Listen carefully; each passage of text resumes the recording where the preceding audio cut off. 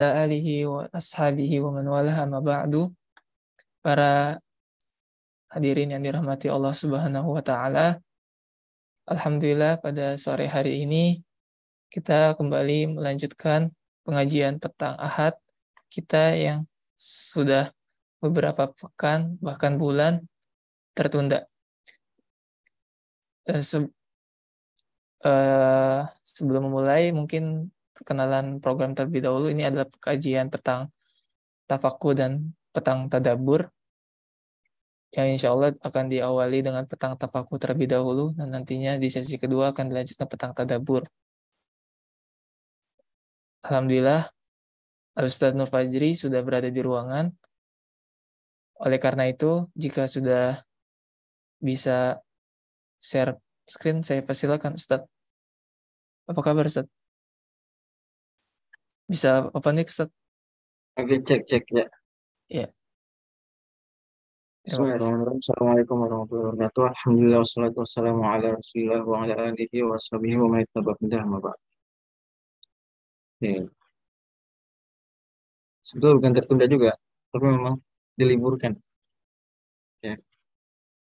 Alhamdulillah, ini adalah pertemuan lanjutan kita mengkaji Minhajut Talibin karya Imam An-Nawawi yang wafat tahun 676 Hijriah. Mudah-mudahan Allah selalu merahmati beliau.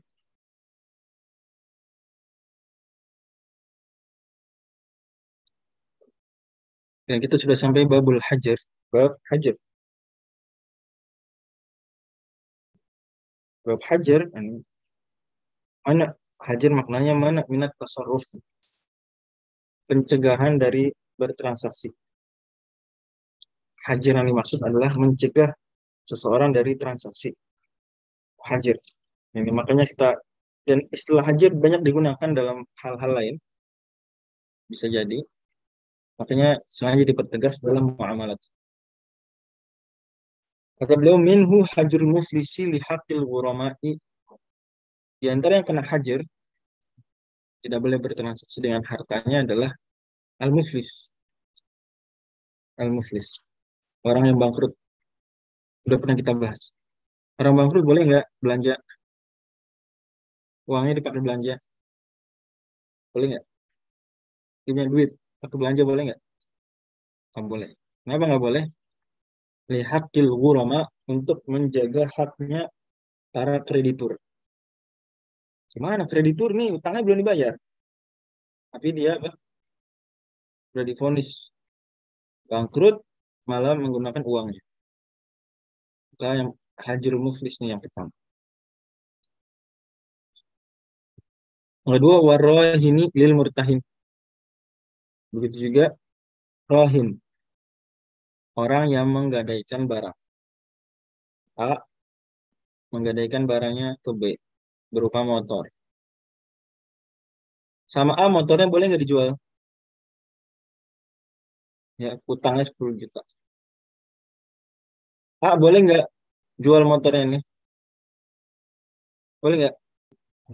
Nggak boleh. Dicegah. Kenapa dicegah? Demi kemaslahatan siapa? Nah, demi kemaslahatan siapa? Siapa yang rugi kalau motornya dijual sama si A? Siapa yang rugi? Yang rugi murtahin. B. Sebentar Bapak ya, saya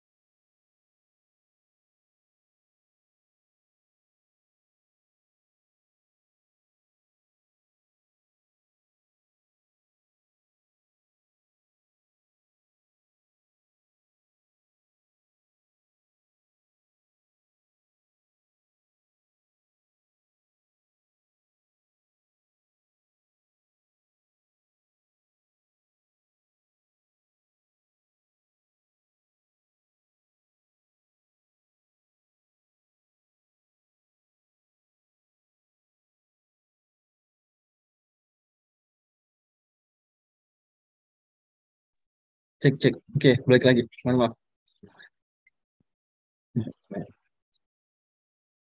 Warohini lil mutahid. Karena kalau rohin dihajar, nggak boleh ngapa-ngapain barangnya. Nggak boleh dihadiahkan, nggak boleh dijual. Kenapa? Karena merugikan B. Ntar B gimana? Jaminannya hilang. Gitu. Wal maridhu lil warasah. Orang ketiga yang dihajar adalah sakit. Ini sakit yang menunjukkan akan meninggal. Itu maksudnya. Istilahnya sakit yang menunjukkan akan meninggal. Ini maradul wafa sejenis itu. Dan kita tahu itu karena setelahnya kata Al-Imam Nawawi lil warasah. Demi kemaslahatan ahli waris. Nah, kalau orang yang sakit, umpama di rumah sakit, wah ini sakit parah, maka dia nggak boleh, dia dicegah bertransaksi dengan hartanya. Tentu yang dilarang bertransaksi dengan hartanya kalau kasusnya orang sakit menjelang wafat adalah sepertiga harta. Ini lebih dari sepertiga itu dilarang. Kalau sepertiga saja boleh. Sepertiga hartanya mau dia hibahkan, mau diapain. Tapi kalau lebih dari itu nggak boleh. Lagi sakit-sakit dia wakaf seluruh harta. Boleh nggak? Lagi sakit, wakaf seluruh harta. Saya wakafin seluruh harta saya. Waduh, kaget kan ahli warisnya. Boleh Enggak, nggak? Nggak boleh. enggak boleh. Boleh kalau diizinkan, tentu saja. Kalau diizinkan, boleh. Lagi-lagi demi kemaslahatan ahli waris. Wal abdi li sayyidihi. Yang orang keempat adalah budak. Budak, boleh nggak dia punya duit dipakai jajan? Budak pegang duit dipakai jajan. Budak punya motor, dijual motornya. Boleh nggak? Nggak boleh. Karena barang yang dia miliki, uang dan motor tadi, bukan barang dia, tapi barang milik tuan. Karena dia sendiri itu milik tuan. Nah, budak nggak bisa memiliki. Jadi sebenarnya motor yang dia pakai bukan motor dia, motor motor tuannya. Uang yang ada di tangan dia, uang tuannya. Nggak boleh. Tentu ada rincian masing-masing di babnya. Nanti ada keterangan. Walaha abwab. Wal murtad lil muslimin. Begitu juga murtad. Ya. Orang yang murtad, aturan fikihnya sebetulnya, selain aturan-aturan lain adalah dia dilarang untuk menghabiskan hartanya. Ya. Demi kemaslahatan kaum muslimin. Nanti harta dia itu kan murtad dihukum mati. Maka hartanya kemudian ya menjadi milik kaum muslim. Maka dia nggak bisa selama murtad dia hambur-hamburkan hartanya, dilarang, dicegah. Yang ada dia didakwahi biar masuk Islam. Demikian. Bisa difahami ya? Bisa difahami. Nah, lima orangnya kata Al-Imam An-Nawawi itu walaha abwab. Masing-masing ada babnya. Rincian masing-masing ada babnya. Misalnya bab rohin, eh, ada di bab rohin tentang rohin. Kemudian murtad ada di pembahasan murtad. Budak ada di pembahasan budak. Walaha abwab.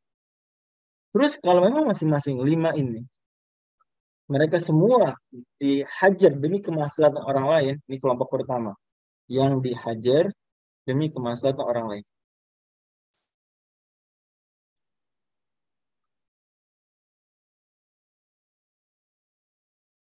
Ini kelompok pertama, ya. Mereka ini walaha abwab kata Imam Nawawi, masing-masing punya babnya sendiri.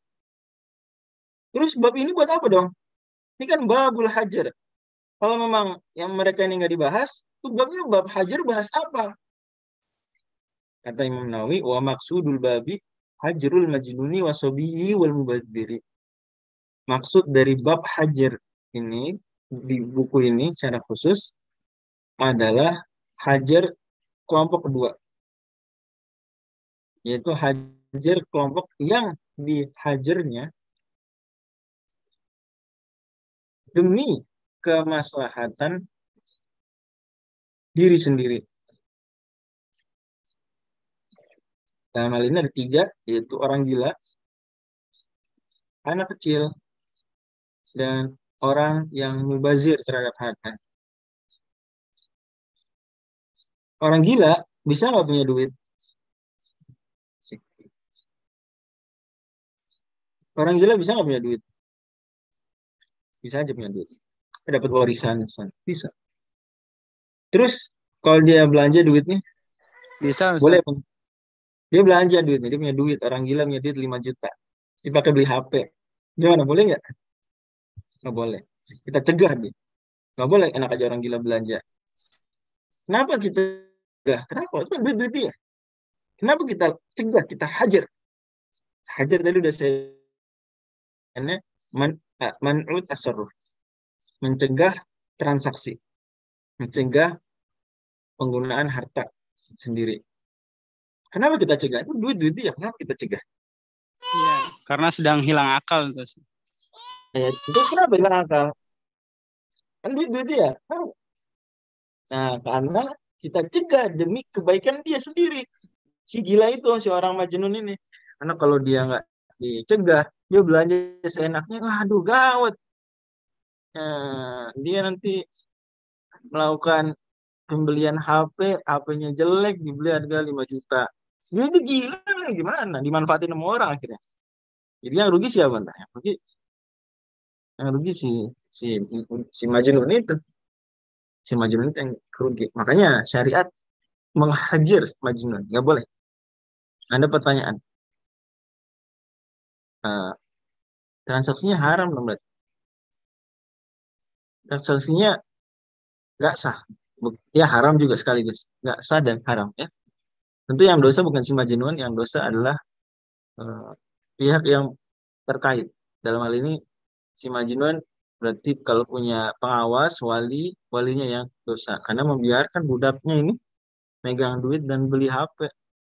Tukang HP-nya juga dosa. Kalau dia udah tahu ini gila, dilayanin transaksinya. Dosa juga. Dan nggak sah transaksi. Wasobiyi dan anak kecil. Yang maksudnya belum balik. Itu juga hajar, kena hajar. Tentu ini kita bicara garis umum dalam fikih mazhab Syafi'i ya dan juga mazhab-mazhab lain secara garis besar itu anak kecil kena hajar dia nggak boleh transaksi boleh nggak anak kecil umur belum balik 9 tahun atau 8 tahun beli mobil gimana kira-kira kalau kita jadi penjual mobil ada anak kecil 8 tahun mau beli gimana kira-kira.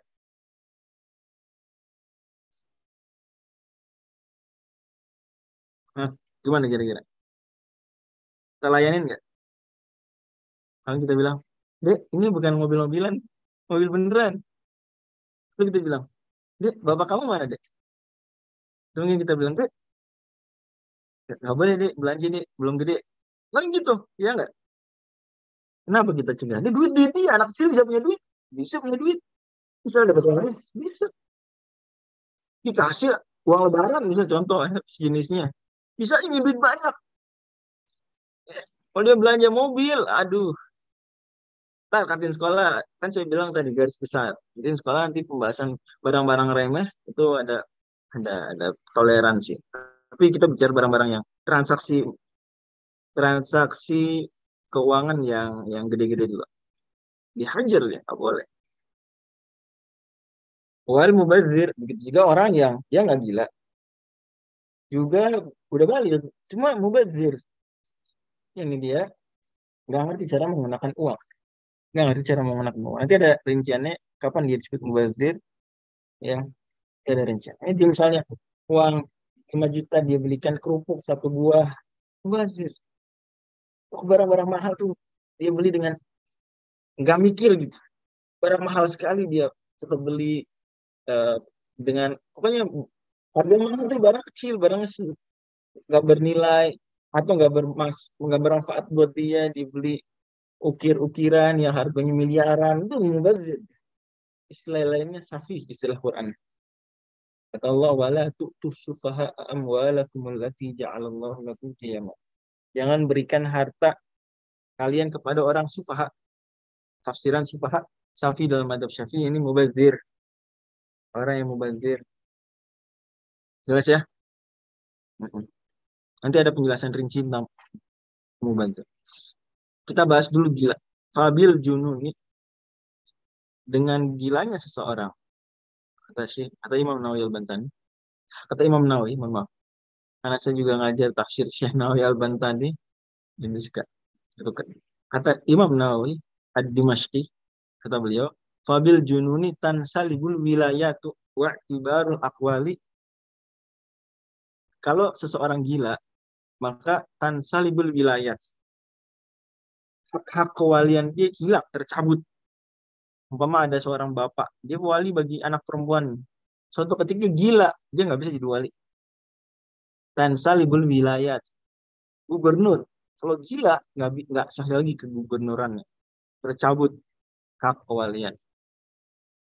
Waktu baru akwal, juga penganggapan ucapannya. Ya, ibaratnya memberikan nilai, memberikan anggapan, memperhitungkan ucapannya. Nggak lagi diperhitungkan. Tansalibul wilayat waktu baru akwal. Orang begitu gila, omongannya nggak dianggap lagi. Mau ngomong saya beli mobil nggak dianggap. Bodo amat. Gila nggak dianggap.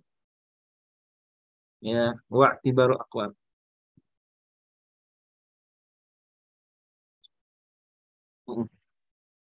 Kenapa? Karena dia gila. Nggak punya maksud. Dia nggak menyengaja. Nggak menyadari. Nggak memikirkan ucapannya. Wa yartafi'u bil ifaqah. Dan gila nih, hilang hukum-hukum tadi, kembali lagi seperti semula dia dengan cara apa? Bil ifaqah. Dengan cara sadar. Kalau dia sudah sadar, maka dia kembali lagi. Semua tadi balik. Ini yartafi' di sini maksudnya hajarnya hilang. Wa yartafi'u bil ifaq. Hajarnya hilang maksudnya ya. Hmm.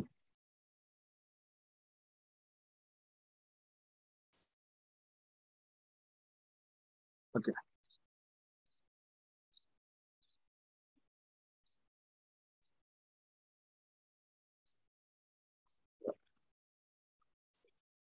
Wa hajrus sabiyyi. Oke, selesai berarti gila.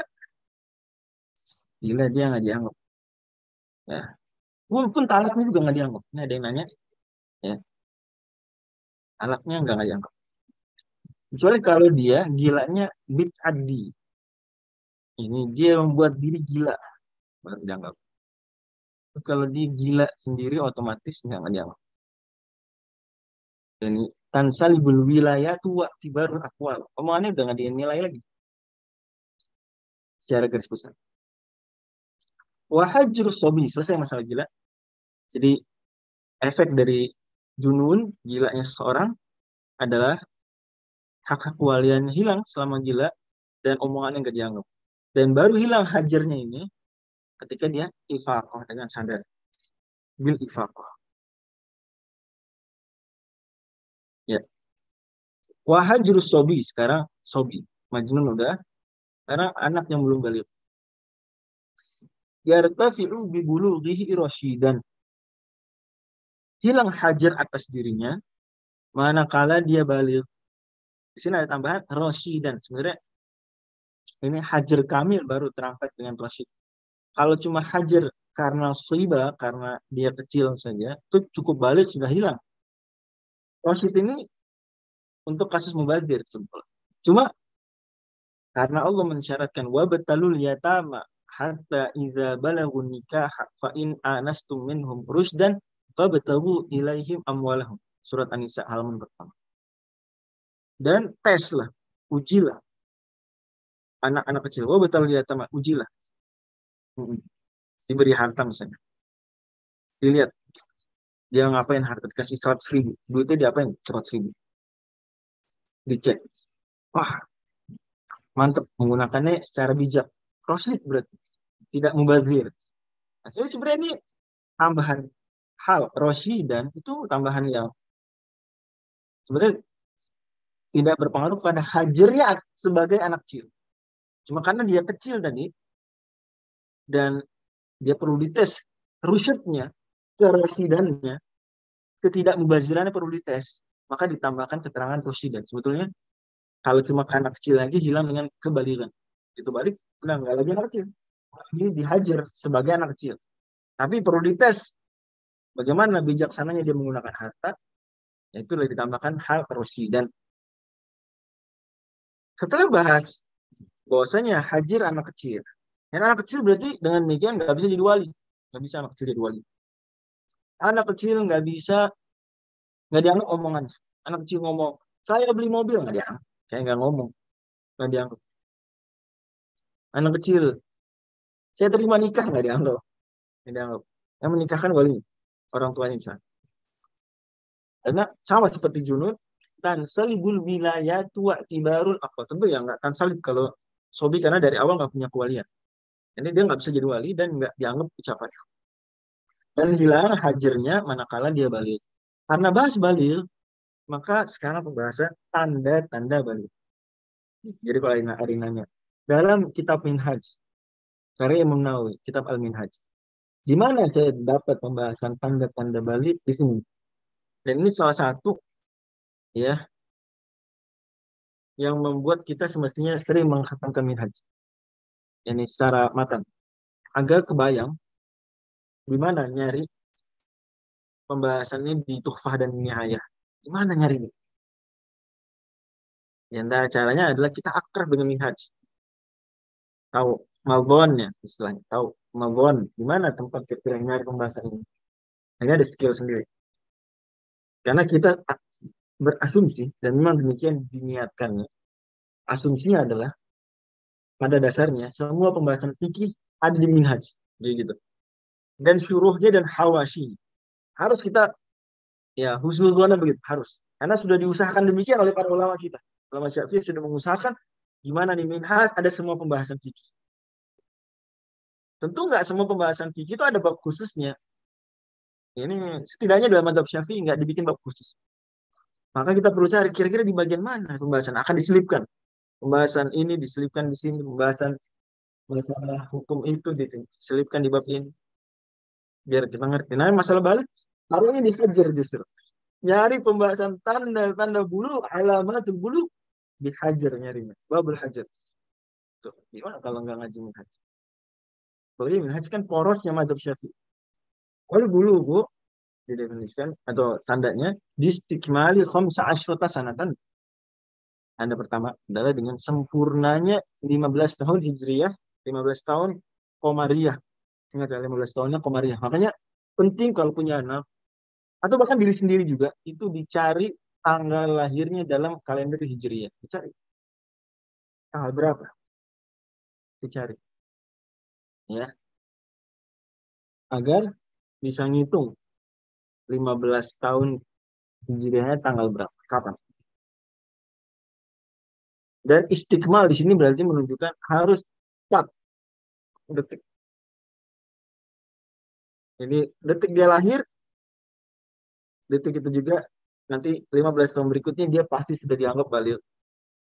Gitu ya. Dan dia dianggap sudah lahir itu manakala seluruh tubuhnya sudah keluar dari terpisah dari badan ibu. Dari ya tepat orang lahiran tuh terpisah itu detik dia lahir. Gitu ya. Dan bisa aja apa tersendat-sendat bisa jadi kepalanya keluar dikit atau nanti lama-lama badannya yang baru dianggap lahir manakala udah sering.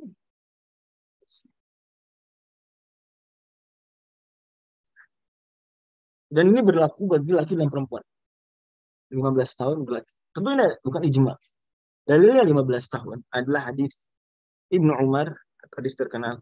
Di mana Ibnu Umar datang kepada Nabi SAW. Uritu ala Nabi SAW. Saya dihadapkan, dibawa ke Nabi usia saya 13 tahun. Kata Ibnu Umar gitu. Di waktu perang Uhud. Usia saya 14 tahun. Usia saya 14 tahun di waktu perang Uhud. Jadi, Nabi menolak saya ikut pasukan perang Uhud. Kata dalam riwayatnya, kata Ibnu Umar, walam yarani qad balagtu. Nabi melihat saya belum balik karena umur saya 14 tahun. Kemudian saya dibawa lagi datang ke Nabi waktu perang Khandaq. Usia saya 15 tahun, Nabi fa'ajazan. Nabi mempersilahkan. Karena ditolak dari perang Uhud 14 tahun, alasannya belum balik. Ketika boleh usia 15 tahun, silakan. Berarti sudah dianggap balik. Diambil dari situ simpulan bahwa 15 tahun itu usia balik. Dan Ibnu Umar bilang di perang Uhud, umur 14 tahun, bilang di Perang Khandaq umur 15 tahun, padahal sekilas jaraknya itu 2 tahun, jarak Khandaq dengan Uhud, adalah karena angka 14 dan 15 di sini tidak benar-benar tepat di awal 14 tahun dan di awal 15 tahun. Ini yang sana 14 kurang pembulatan, yang sini 15 awal. Atau 15 akhir, 15, pokoknya 15 jalan. Jadi selisihnya 2 tahun sebetulnya kalau di total, atau sekitar 2 tahun. Sekitar 2 tahun. Heeh.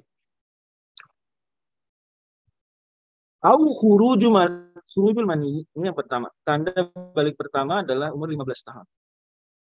Dalam madhab lain ada yang 17 tahun. Dan itu dipakai di banyak negara pada akhirnya, angka 17 tahun. Masya Allah, itu salah satu pengaruh atau hal-hal yang ya, fikih Islam memberikan pengaruh kepada hukum dunia. Tapi madhab Syafi'i 15 tahun. Au khurujil mani, tanda kedua adalah, mohon maaf, keluarnya sperma, keluar mani. Untuk kalau perempuan berarti ovum. Ini maksudnya keluar ya, yang keluar, mohon maaf, dalam ejakulasi lah. Istilah biologinya apa gitu. Tapi bahasa Arabnya al-mani. Kalau sudah keluar, maka dianggap balik, baik laki maupun perempuan. Kalau sudah keluar dianggap. Dan ini keluar, ini bagaimanapun ceritanya. Ya, nggak harus dalam kondisi mimpi. Jadi istilah ya umumnya terjadi begitu. Tapi bisa aja orang, anak kecil dinikahin, terus ternyata pas malam pertama bisa keluar. Mohon maaf ya, kalau mau. Maka ini sudah dianggap balik. Ingat, balik itu bukan syarat nikah.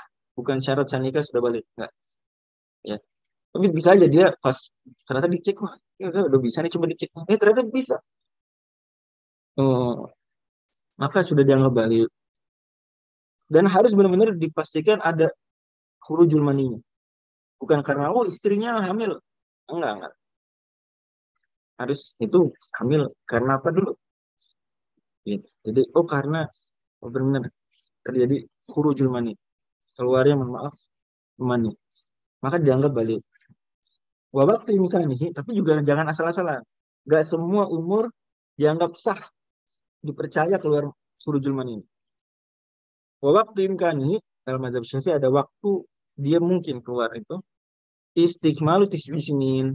Sempurnanya 9 tahun Hijriyah. Kalau masih 8 tahun, 8 tahun setengah Hijriyah, maka belum, kalau keluar dianggap nggak sah. Karena belum waktu mungkin ya enggak.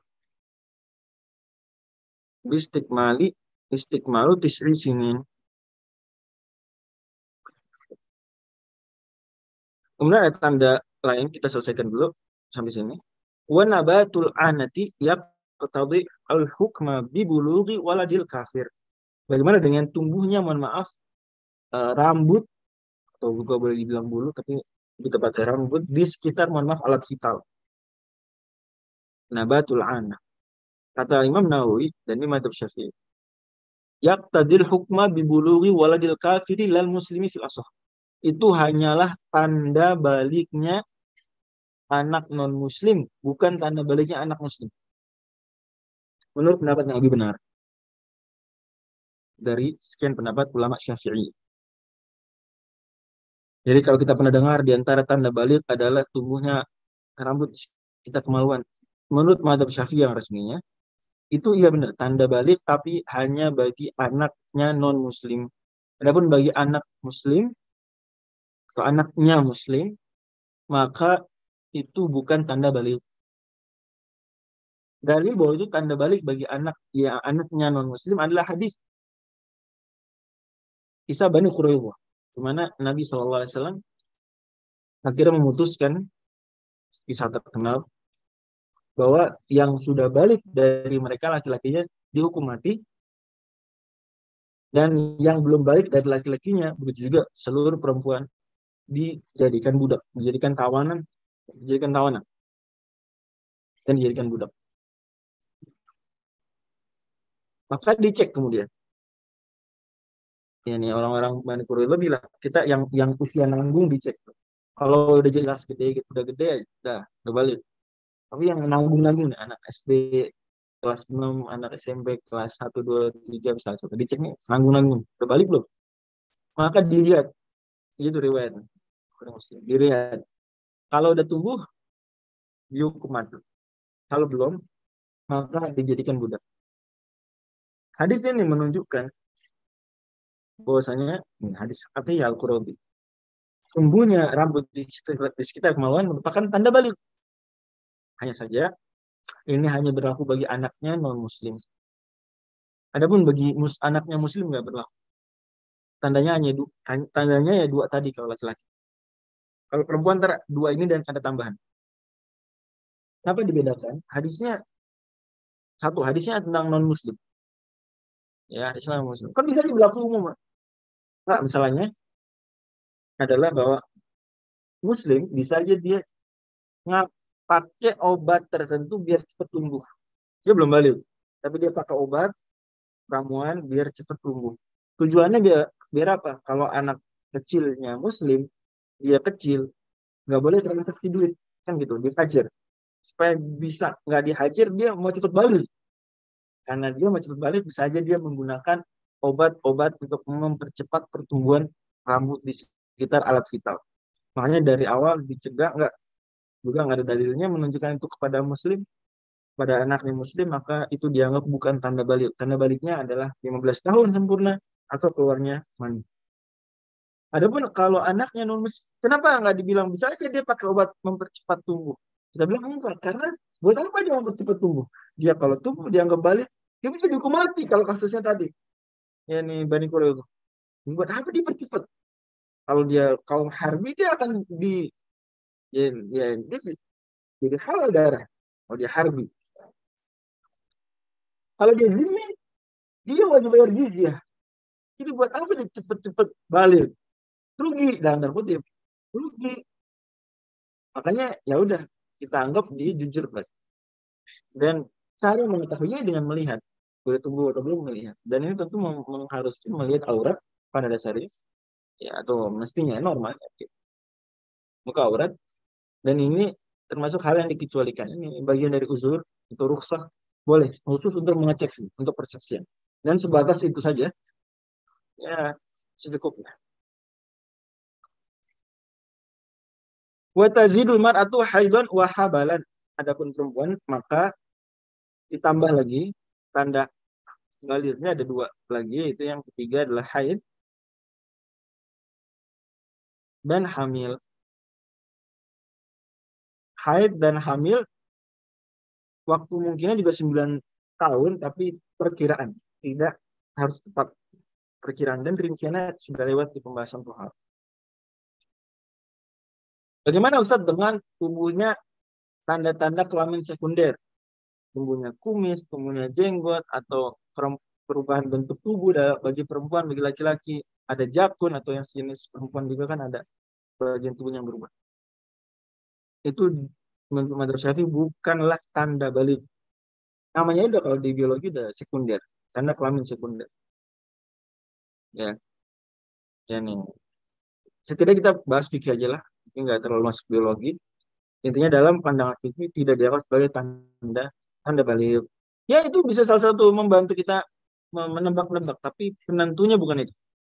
Penentunya bukan itu. Kenapa? Karena ini hukum syar'i, butuh dalil syar'i. 15 tahun ada dalil syar'inya tadi. Hadis Ibnu Umar. Khurujul mani ada hadisnya. Wa anisobi hatta yahtalim. Terus ya qalam an salas. Pena catatan amal diangkat dari 3 orang. Yang salah satunya anak belum balik sampai dia mimpi basah. Berarti kan khurujul mani. Haid ada tandanya. Mana Nabi SAW misalnya bilang, ya, idza balagatil mar'atul mahidha la yahillu an yura minha illa hadza wa hadza. Nabi bilang kepada Asma, kalau sudah balagatil mahid, sudah haid, maka nggak boleh kelihatan dari tubuhnya kecuali muka dan telapak tangan. Ini dalam sholat, kalau perspektif Madzhab Syafi'i dalam sholat maksud. Hadis riwayat Abu Daud. Itu kan ada kata-kata haid. Ya. Dan hamil, karena hamil berarti pertemuan 2 mani laki, mani perempuan. Berarti dia sudah keluar mani juga. Itu alasan. Wallahu a'lam. Soal tanda rusyd atau pembahasan tentang rusyd yang merupakan lawan dari tabzir, kemubaziran, atau juga lawan dari safah, akan kita bahas di pertemuan pekan depan insya Allah. Itulah pengajian kita pada sore hari ini, mengkaji tentang konsep dasar hajar. Dua kelompok yang dihajar. Kelompok pertama dihajar demi kemaslahatan orang lain. Ada 5 tadi. Dan masing-masing ada bab khususnya. Ada tempat lain membahasnya secara khusus. Adapun bab hajar di sini sekarang bahasannya justru hajar kelompok yang kedua, yaitu yang dihajar untuk maslahat diri mereka sendiri. 3, yaitu gila, orang gila, anak yang belum balik, dan orang yang mubazir.